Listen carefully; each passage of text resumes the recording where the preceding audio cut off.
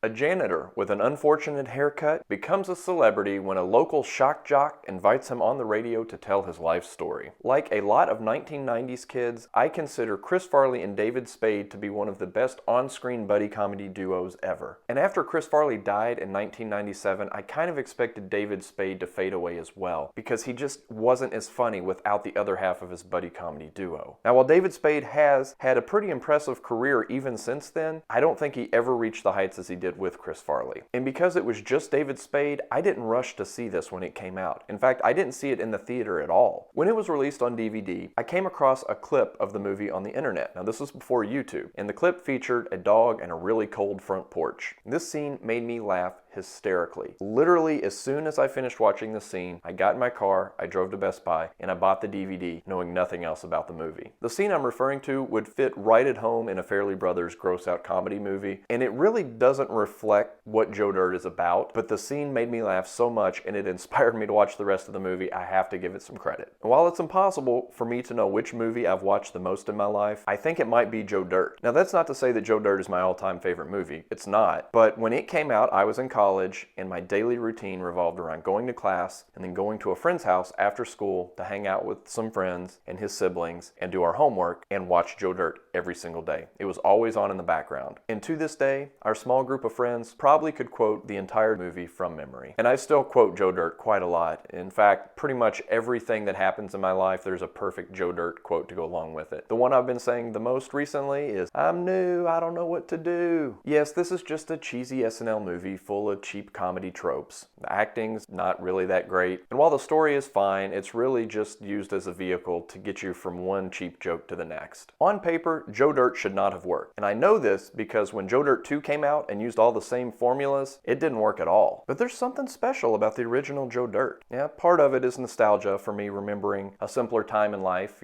before I had adult responsibilities, but I also have to give the director some credit. He was able to take this goofball comedy with a nonsense character in Joe Dirt and turn him into a sympathetic character that the audience can relate to. And as the radio audience in the movie falls in love with Joe Dirt, the real audience watching Joe Dirt falls in love with him as well. And the movie actually has a good message. Now, it's not a revolutionary message. It's, one we've heard multiple times before, but it still works really well in the movie. Now, I'd be lying if I told you with a straight face that I have never shaved my facial hair into the style that Joe Dirt wears throughout the movie. And I'd also be lying to you if I told you that I never had a footprint gas pedal installed on my car because Joe Dirt had one in the film. And while the character Joe Dirt is great and David Spade portrays him perfectly, it's really the supporting cast that adds that extra oomph to the movie. First, you've got the great Christopher Walken as a former mobster in witness protection who's constantly saying, "Boom! Get your mother to sew this!" Then there's Dennis Miller as the snarky know-it-all DJ. And then there's Kid Rock, who is the cooler redneck version of Joe Dirt and his biggest adversary. And he doesn't read very well, and he thinks he's the coolest guy on the block with the hottest car. And then there's the Buffalo Bill copycat serial killer who shows up in the movie. And of course, who could forget good-hearted Brandy, who is the apple of both Joe Dirt and Kid Rock's eye.